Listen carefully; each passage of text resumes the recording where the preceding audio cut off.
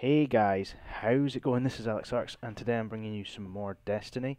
And in this video, I'm going to show you how to run the Nightfall for the week commencing the 21st? Whichever week. Well, this is the Thaaaaaaaaannks Strike, the summoning pits on the moon. Um, I'm going to show you my strategy for it.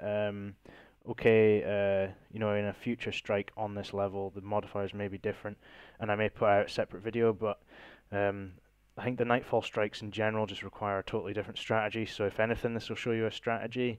The actual guns you use based on arc damage modifiers, you can change up yourself, or I can at least, point you in the right direction with a future video.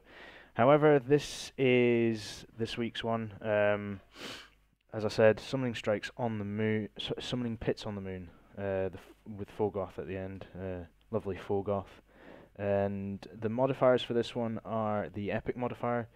That's just more enemies, and they've got shielded enemies as well. You've also got light switch, which means that their melee hits do significantly more damage. Basically, if you get punched by any of the enemies, it's a one hit. So you got to avoid kind of getting too close to them, especially the Thrall.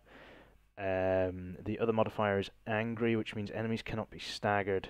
So no matter how much damage you do to them, they will not stagger back and open themselves up to more attack from yourself. And there's also arc damage, and you'll see here I'm using Predith's Timepiece, which is an arc damage pulse rifle, and I'm landing 555 for a crit, which is pretty good. The arc damage, obviously that modifier will change week to week. The other modifiers will be fairly standard, I'd assume. So yeah, if you can, grab yourself an arc damage weapon, even if it's low level, not obviously ridiculously low, but even a low level arc damage weapon will probably end up doing more damage than your standard guns, so it's always good to heed what the damage modifier is and just use that. And then finally, you've just got your Nightfall modifier. Basically, if you wipe, you're back to the start of this. Well, you go back to orbit and you have to start again, really. So you see, we play this pretty cautiously, me and my pal AleXarcs. That first room we cleared, we were just hanging about in the doorway, using the Icebreaker, which is a fire sniper, using that on the wizards because they have fire shields, and then using the arc damage especially to cut through the shields that the knights have. This is a good thing to note, knights have arc shields, wizards have fire shields, so as soon as you can, get rid of the arc shields with arc weapons, and then with the wizards, switch to a fire weapon and just, use a fire weapon to remove the wizard shields, and then use arc damage weapons to get them down quicker. And just with knights, just focus on them with all your arc damage weapon you can. You'll see here when we get to the bit where the ghost has to decode the door runes to get through. We just hang about in this doorway here and just try and draw enemies round to us. If you go right into the center of that room, you can draw a lot of aggro and die really quick. It's key to note that obviously there's arc damage on, which multiplies the damage done by arc weapons, but you got to remember that the enemies you're against also have weapon damage types on their kind of moves, so you've got to be careful. I think wizards are arc damage, and I think even Thrall's melee is counted as arc damage. So yeah, stay away from the Thralls and steer clear of the boomers, the knights with the guns. I think their guns class as arc damage as well, which is a bit of a pain. So yeah, this is why we're kind of hanging about outside this door, just picking people off, using my arc guns just to quickly down people. The ads are relatively easy because they're that low level. Just aim for the head and you usually put them down. But the wizards, they usually require something a little bit more. You'll see there I've got Heathen Vengeance. That's a fire rocket launcher as well, or solar, I should probably say, be in keeping with the game. and it's got a cluster grenade effect. So when the big groups of wizards come, it is imperative to use something like that to just quickly wash them down. You'll see here I need to quickly pop a synth for my heavy ammo just to get some more rocket launcher. So yeah, I mean, there's no point rushing in during this strike. It's too easy to kind of get carried away and go, oh, it's really quiet, or, you know, I'll be able to move in and kill people. I wouldn't do it. If you see in red on your radar, but you can't see where the enemies are, there's no point, you know, just charging in there. So this bit with the door does take quite a while, but you'll appreciate that quite a lot of the enemies, well, they would all one-hit you if you got close enough. And the thralls are pretty fast, so you need to avoid them. The knights, they're a pain, but because they've got arc shields, if you've got an arc weapon, such as Pray This Timepiece, which, I'll be honest, is an absolute godsend for this level. I think Loco was using the hand cannon that you get from the raid as well, that also has arc damage. So he's also benefiting from that. Obviously his DPS I think is a little bit different to mine, but you know, there's nothing that says you can't use an arc fusion rifle. It's just I find the use of a primary weapon a lot more accurate than something like that. So as I said, this does take a while to do if you're using this strategy, but it's the safest way of doing it. We end up getting a knight stuck up there. I've never really seen this happen before, to be honest. So it's an absolute pain to try and you know, have a workaround for it. You just got to try and draw him round and you know, just get him back out in the open and get fire on him. Now, after I think we've killed this guy, this is when the toughest wave spawns in. Because it's epic, there are more enemies per wave than you'd normally expect. Tom goes down here, but he's got self-res on, as he's playing as a warlock. Anyway, we managed to get one of the knights down. I'm not too sure what the other one's doing. I can't really remember this. I think we were just so kind of agitated that he wasn't moving. There we go. Got him down, got him killed. Now this is the bit where the wizards spawn. Now this is a pain of a wave because there's 4 wizards and they do so much damage. You'll see that I go down really, really quickly. My rocket launcher did one hit kill him, but yeah, I died. So when the wizards spawn, as soon as you notice a group of wizards, back up, come back out the door and up to the top of the stairs. I should have probably switched to Tom at this point so you can see where he's positioned, but he's positioned just over the crest of the top of the stairs, so he can just see the wizards, but their rounds can't hit him. I believe he's got an arc damage machine gun that he's just used to plow them all senseless. You know, obviously if you've got a gun that powerful, you don't have to worry about the damage type on the shield, as long as you're getting that multiplicative effect from the whatever damage modifier you've got. So, like I say, you know, before you go into a strike, that was a rubbish rocket launcher, by the way. I'm trying to get a direct hit on this Mormor Zol, whatever his name is.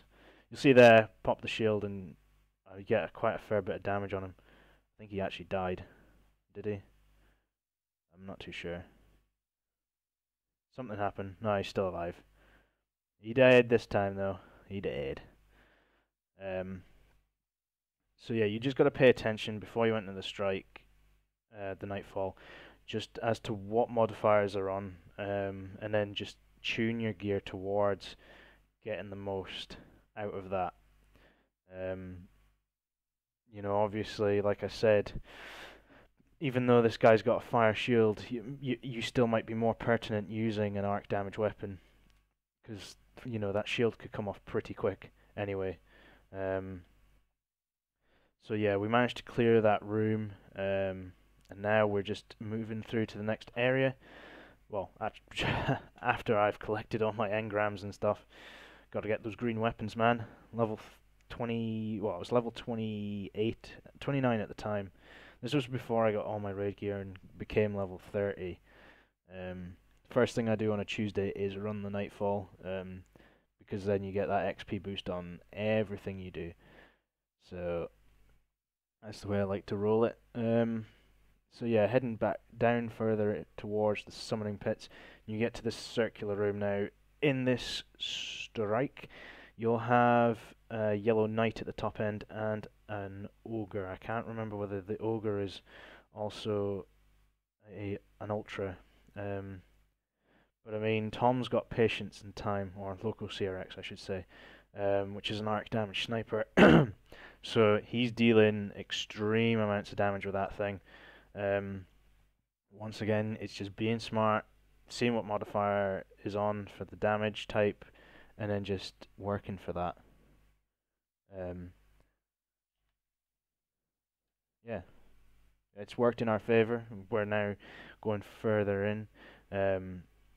Another thing to note with the strike is it's probably quite smart to take at least some ammo synths with you.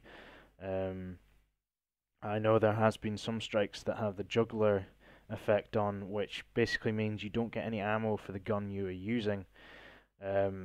This can be really annoying. You know, if you're just a big fan of using primary, if you get loads of kills with primary weapons, you're only going to see special ammo or heavy ammo.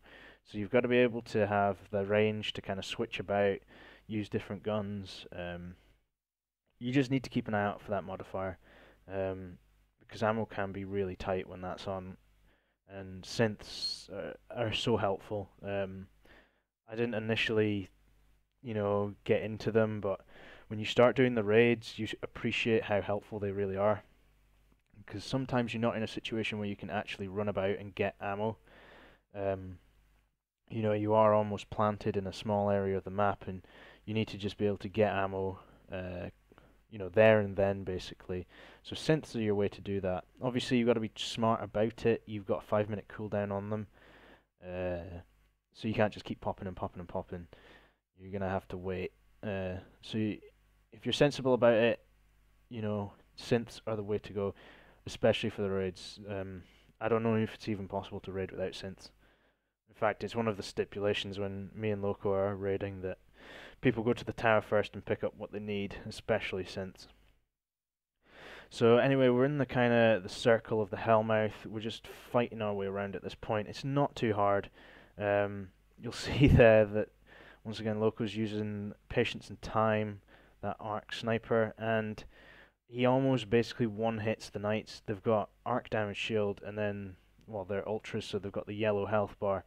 These things are usually tanky as, and they're really difficult to get down, and he's nearly destroying them in one hit. It's just testament to, once again, pay attention to the modifier and selecting your weapons wisely. So this week it is arc damage. On Tuesday, who knows? It's usually cyclic. I think there was one week where there was all 3 damage burns on, so everything was dealing triple damage, which was mad. So yeah, you just got to keep an eye out for it.